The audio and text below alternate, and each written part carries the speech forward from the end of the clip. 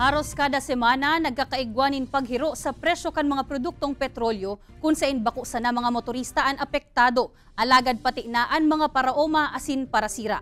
Huli kay ni dakulang tabang subuot kung makakaresebe sindanin ayuda gikan sa gobyerno. Sigon sa BFAR Bicol, mapuon pasanaan pananaonin fuel subsidy, makalihis ining isugo ni Agriculture Secretary Francisco Chu Laurel Jr. Alagad nagahalat pasinda sa update gikan sa Central Office mantang ang DA Bicol man mayo pasubuot ni nare-resibeng direktiba dapit digdi.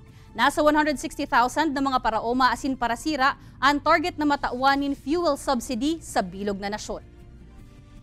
Makakatulong yun.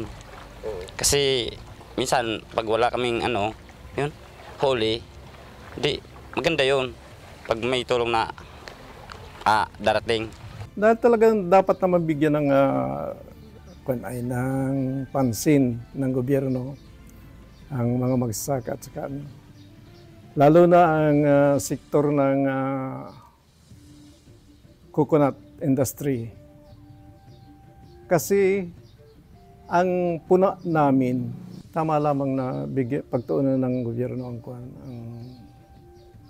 sa pagsasaka.